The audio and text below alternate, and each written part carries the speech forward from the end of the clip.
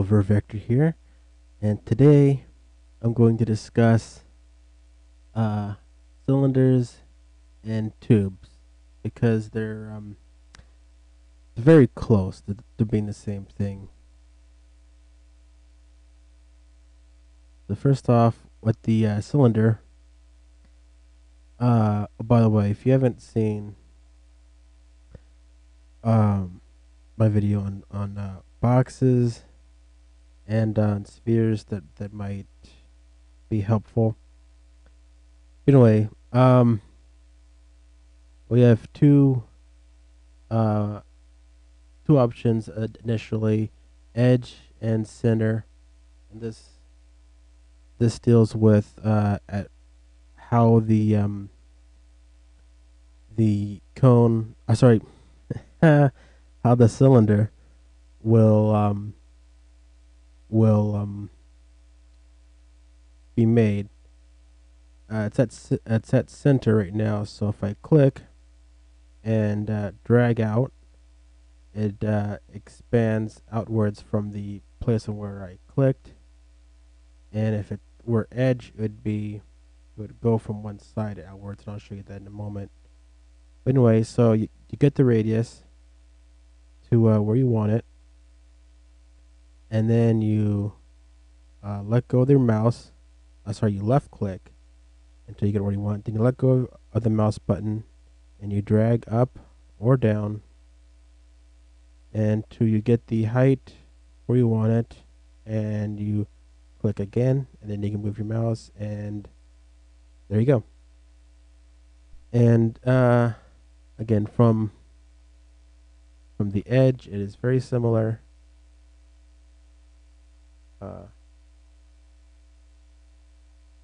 But if you notice, it only goes in certain directions, and but otherwise, yeah, it is very similar either way, whether it's edge or center. It really doesn't make a big difference.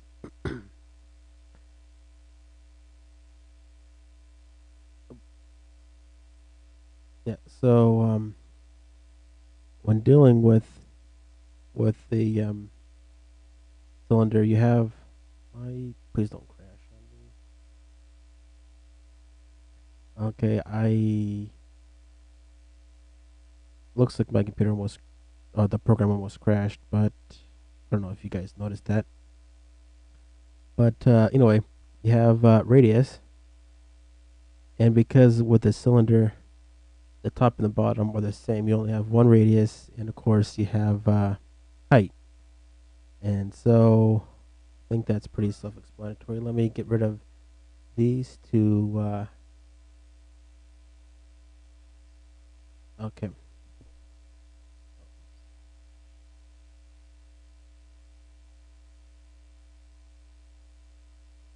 Okay.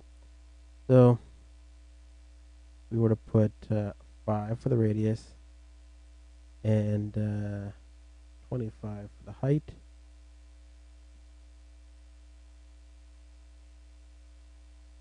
There you go. Now, of course, you can edit them just like you can with when making a box. Edit down here. Of course, if you unclick, then you have to go into modify to change it from that point on. If you want to continuing to edit it after you deselect an object, but you have the radius here, height here. You can change those anytime. Height segments, right? Height segments.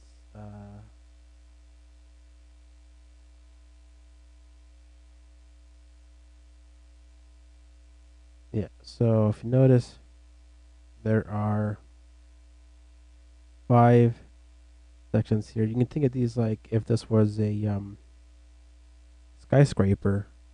Well, not a skyscraper, because skyscraper has at least 10 stories. But if you thought of this as a building, and each of these lines here as a story, then you have 5 stories, and that's uh similar to what you got here. I don't know if that makes sense to you, but that's just try to imagine that. And the cap here is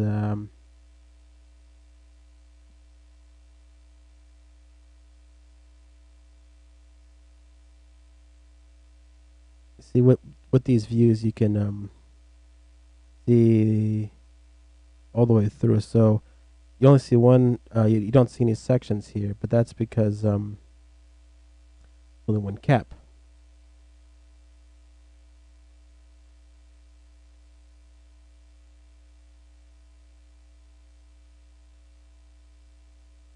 Here we made 2 caps,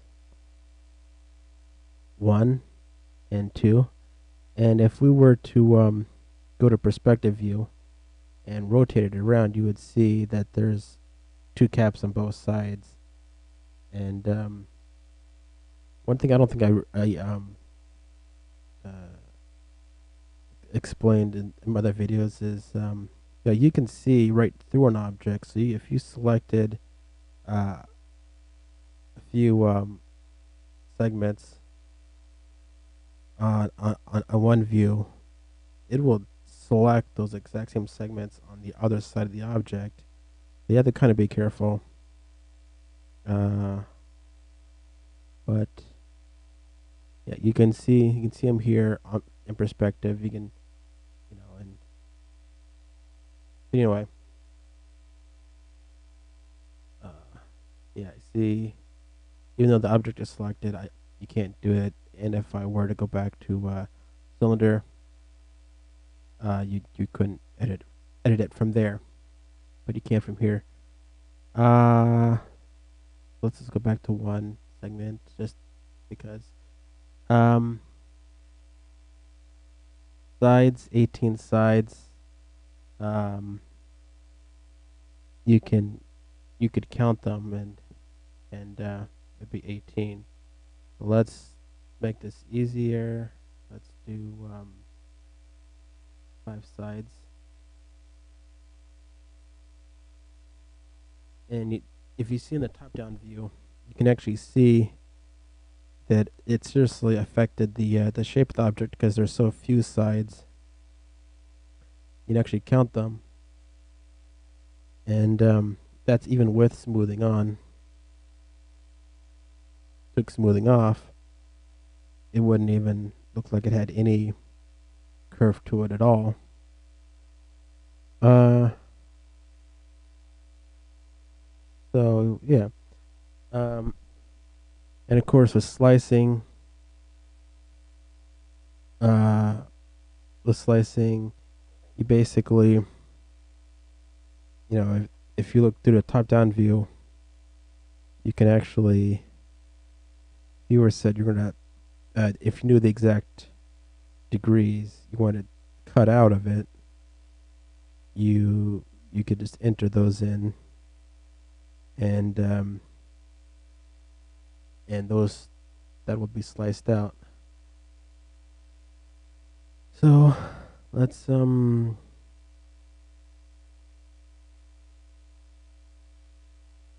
I don't know. Probably should have had this figured out beforehand, but I didn't. So yeah. But let's just say 50.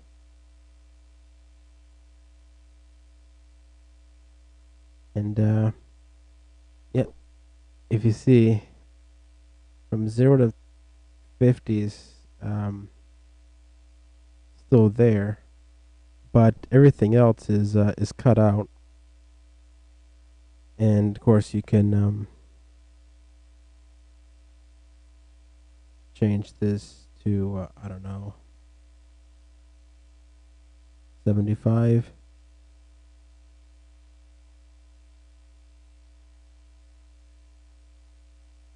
So now from 50 to 75 is cut out. and the rest of the code is there. But let's just get rid of this because there really isn't a whole lot more I can do here. Hold on here.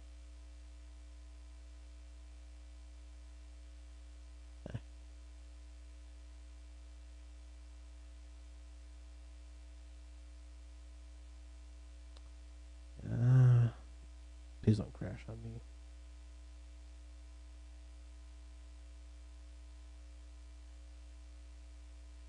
There you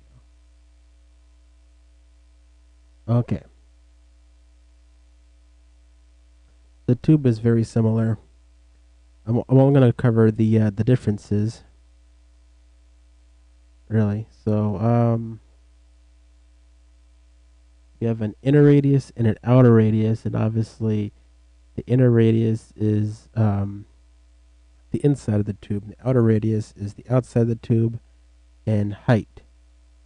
So if you had an inner radius of 2 and outer radius of 4 and a height of 15, and there you go.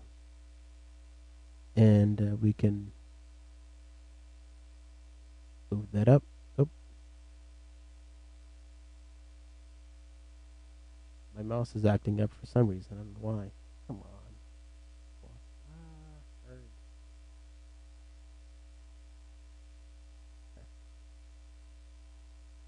But yeah, there you go. And you know, in time as you practice, you'll get to notice, take advantage of the different viewports and what they can do. I don't use the perspective viewport as much as you might think. Mainly, at least for these videos.